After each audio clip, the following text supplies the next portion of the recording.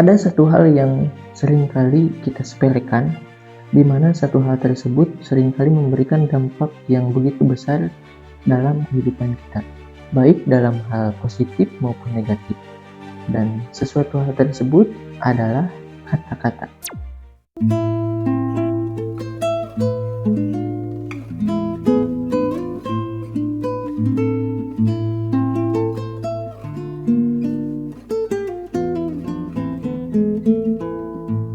Nah, jadi beberapa waktu lalu aku membaca buku The Ikigai Journey, karya dari Hector Garcia dan Frances Miralles.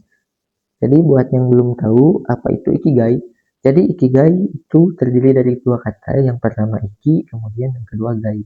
Nah, Iki itu artinya adalah kehidupan, dan Gai artinya sesuatu hal yang berharga. Nah, secara harfiah, Ikigai itu dapat diartikan sesuatu hal yang menjadikan kehidupan berharga untuk dijalani dan menjadikan kita semangat untuk bangun di pagi hari.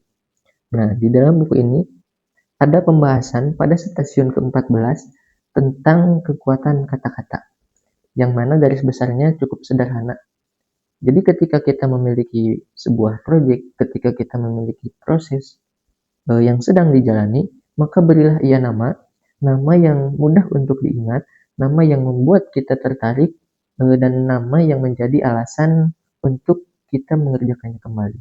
Dan bahkan nama tersebut mampu menjadikan kita semangat, walaupun motivasi kita sedang turun. Nah, ada kalimat yang menarik di dalam buku ini, yaitu kalimatnya adalah, ketika sesuatu memiliki nama, maka ia akan ada selamanya.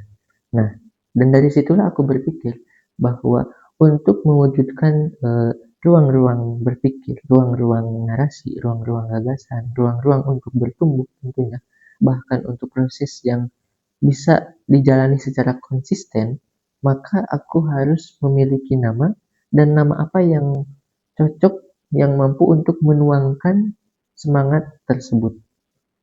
Dari sekian banyak nama yang muncul, lahirlah satu nama, yaitu adalah Mindeka.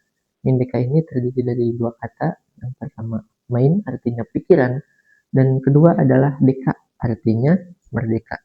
Jadi Mindeka artinya pikiran yang merdeka. Nah, dengan tagline-nya itu adalah Liberation of Mind, artinya pembebasan pikiran. Nah, pembebasan di sini bukan berarti pembebasan yang liar tanpa arah, tetapi pembebasan yang sadar. Artinya, membebaskan diri dari hal-hal yang membuat manusia takut untuk berpikir, takut untuk bertanya, bahkan takut untuk bertumbuh. Dan jujur, dalam proses ngerangkai Mendeka ini pun, aku belajar dari banyak channel YouTube, salah satunya yaitu adalah Malaka Project. Jadi buat yang belum familiar, Malaka Project adalah salah satu kanal edukasi yang mana membahas tentang isu sosial, bahkan sampai topik-topik besar dari mulai politik, ekonomi, dan juga menyajikan obrolan panjang lewat podcast dan kolaborasi. Dan gagasan yang mereka bawa yaitu adalah gagasan masyarakat baru. Nah, dan di sini aku bukan untuk meniru persis, tetapi di sini aku terinspirasi dari satu hal, yaitu adalah mereka selalu menyajikan pembahasan yang terasa rumit, tetapi mampu dipahami secara mudah. Nah, dan disitulah aku berpikir bahwa Mendeka ini pun harus memiliki karakter yang jelas, di mana bisa menjadikan sebuah platform di satu sisi menjadi sarana aktualisasi diri pribadi aku, dan di sisi lain mampu menjadi penyemangat ataupun spirit bagi teman-teman yang menonton video ini untuk terus menjadi pribadi yang lebih baik setiap hari. Sekarang kita masuk ke pertanyaan pentingnya. Seberapa relate-kah Mindeka ini? Kenapa harus Mindeka? Dan kenapa pikiran yang merdeka ini menjadi sesuatu hal yang sangat dibutuhkan saat ini? Ada beberapa hal yang menurutku sangat relevan, yaitu yang pertama adalah krisis atensi. Kita kebiasaan menerima potongan-potongan, bukan pemahaman yang utuh, dan juga kita biasa menerima cuplikan-cuplikan bukan konteks yang dalam. Jadi pikiran kita itu seolah-olah dibuat lari sprint secara terus-menerus, tetapi lupa cara berjalan. Dan parahnya lagi adalah pikiran kita setiap harinya dibanjiri oleh informasi, ratusan bahkan ribuan informasi yang tidak penting-penting amat untuk diketahui. Yang kedua adalah algoritma yang membentuk selera, emosi, dan bahkan keyakinan. Nah, yang selalu tampil di layar itu bukan yang selalu paling benar, tetapi yang paling memunculkan reaksi. Dan mirisnya adalah ketika kekuatan viral itu bisa menjadikan sesuatu hal yang salah seolah menjadi sebuah kebenaran. Dan di sini reaksi merupakan pintu masuk yang paling mudah untuk mengendalikan pikiran. Ketiga adalah polarisasi. Nah, banyak obrolan yang berubah menjadi arena. Orang tidak lagi mencari apa yang benar, tapi siapa yang menang. Nah, lalu diskusi menjadi bising dan kita kehilangan satu hal yang paling manusiawi, yaitu adalah kemampuan untuk mendengar. Jadi kita itu tidak mencari kebenaran, tetapi malah mencari pembenaran. Dan dari ketiga hal tersebut, aku merasa bahwa kita butuh ruang untuk tidak mengejar gaduh, tetapi mengejar makna. Dan ruang yang tidak memburu sensasi, tapi memburu kesadaran.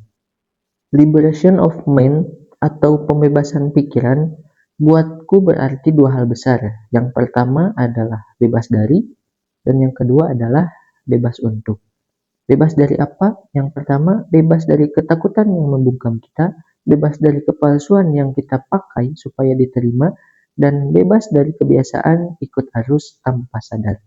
Dan bebas untuk apa? Bebas untuk berani bertanya, bebas untuk berani berkata, aku belum tahu dan mulai belajar kembali, dan bebas untuk berani bertumbuh menjadi manusia yang lebih bermanfaat. Pikiran merdeka bukan pikiran yang selalu benar, tapi pikiran yang berani jujur dan terus memperbaiki diri. Dan disinilah aku kembali ke kekuatan kata-kata di buku ini. Jadi, memberi nama itu bukan hanya sekedar memberikan branding doang, tetapi memberi nama itu adalah kita berkata bahwa ini penting, ini nyata, dan ini layak untuk diperjuangkan. Dan nama juga seperti halnya kompas. Ketika kita kehilangan arah, kita bisa melihat kembali nama tersebut dan kita ingat kenapa kita pernah memulai.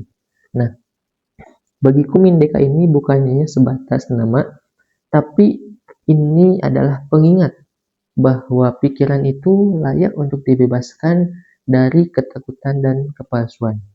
Kebebasan di sini bukan untuk menjadi egois, tetapi untuk menjadi manusia yang lebih utuh.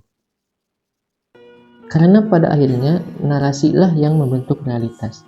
Dan kalau narasi yang kita telan setiap hari penuh dengan ketakutan, penuh dengan kepalsuan, penuh dengan permusuhan, maka masyarakat pun akan tumbuh dalam suasana tersebut. Tetapi jika kita merawat narasi dengan narasi yang jernih, narasi yang manusiawi, mungkin perubahan sosial akan mulai dari hal yang sederhana, mulai dari pikiran yang berani untuk tumbuh. Dan aku ingin menutup video ini dengan satu pertanyaan. Dan kalau boleh, nama apa yang akan kamu berikan untuk proses yang sedang kamu jalani sekarang yang membuat kamu tertarik untuk terus menjalani? Karena mungkin satu nama yang lahir itu mampu memberikan satu langkah yang baru. Tulis di kolom komentar dan jangan lupa like, komen, share, dan juga subscribe untuk support terus channel ini. Semoga yang baik jadi pengingat, yang buruk jadi pelajaran. Sampai jumpa di video berikutnya.